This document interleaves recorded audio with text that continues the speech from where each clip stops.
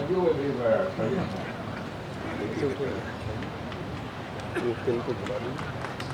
Good afternoon. Assalamu alaikum.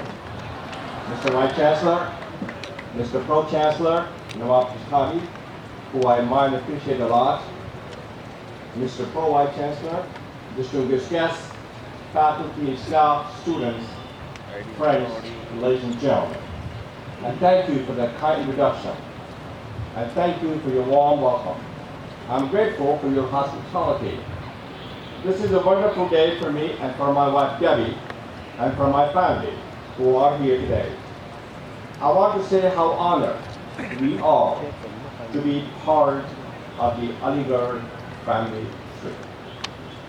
Looking at you today, I never felt so blessed. Before I begin, I'd like to take this opportunity to express my deep gratitude to the Vice Chancellor for inviting me to Shakhsiyat Day celebration and to deliver this address. I want to commend the Vice Chancellor for his leadership, but also for his enduring and selfless service to Aligarh Muslim University. Thank you, Mr. Vice Chancellor, for all you do to make a profound and positive difference in people's lives. You continue to be the source of his strength and inspiration. You are indeed the guiding light. The future of Aligarh rests upon your shoulder. We are here to lighten your load and lift your spirit.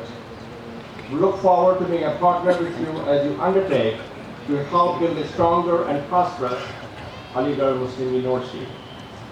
Your leadership will ensure that AMU future is as promising as its proud past. You carry the torch to light the way. Mr. Vice Chancellor, give him a big round of applause for the Vice Chancellor.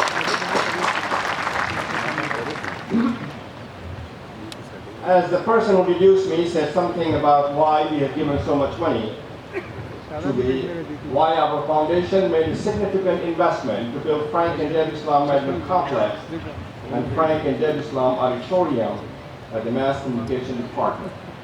It is because AMU helped me who I am, and for that, I'm deeply grateful.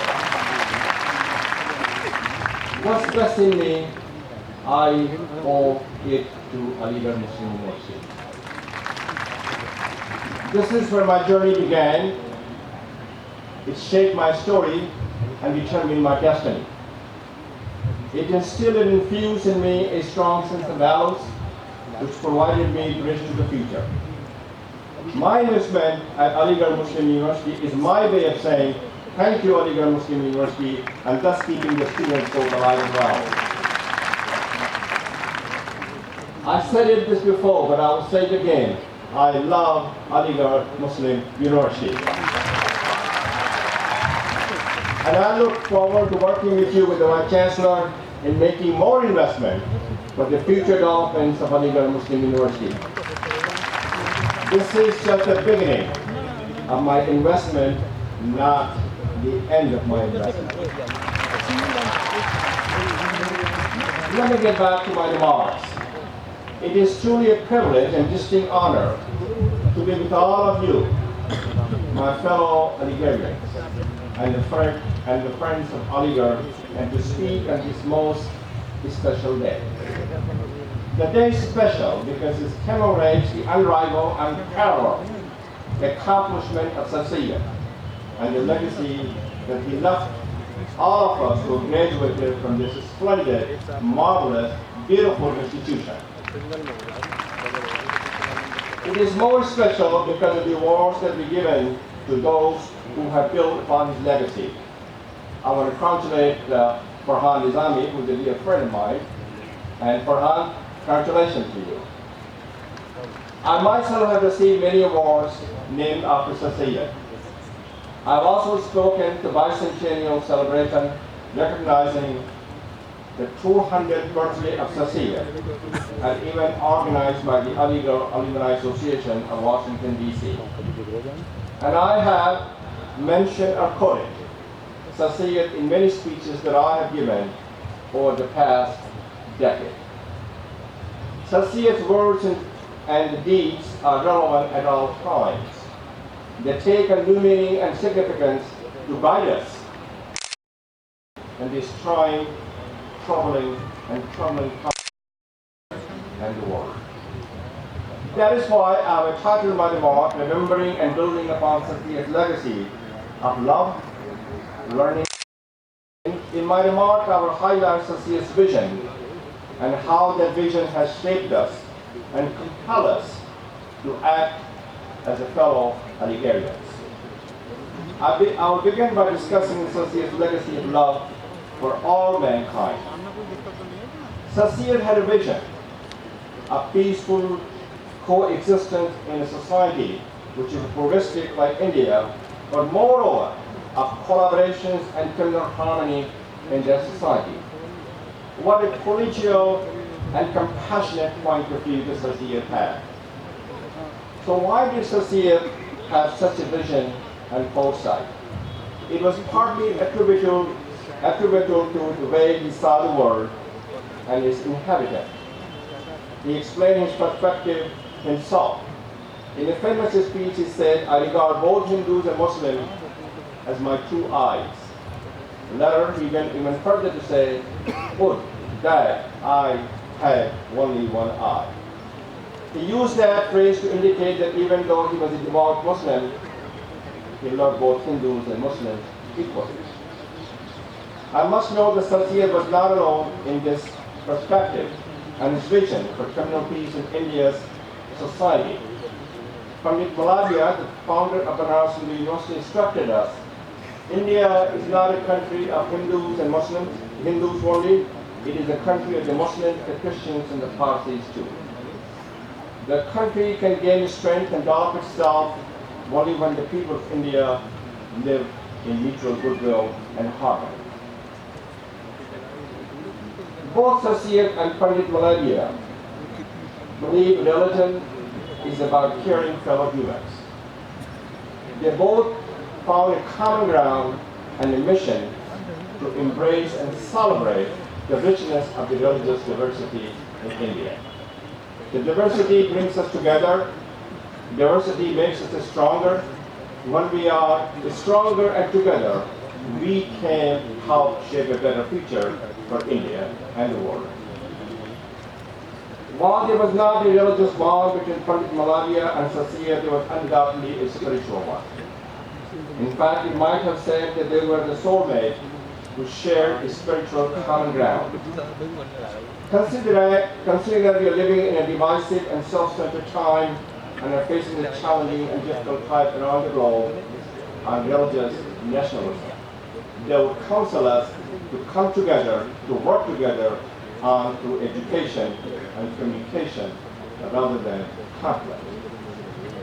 Their voice and vision will provide the basis for bringing us together to foster unity across cultures, community, and religion in order to find a shared sense of humanity. We can do this not by looking to the heavens and the gods whom we worship, but by looking at the earth and the people and the family that we are. I say that because Satya felt that there were two pillars of achieving peaceful coexistence: collaborations and communal harmony. He also said there are education is shared educational experience. On the importance of education, while many were advocating for and against Muslims in the National Congress, Satya declared, and I quote, "I do not agree with those who think that discussions about political matters will help in our national progress. I regard education alone as the means of national progress." We are descendants of Satya.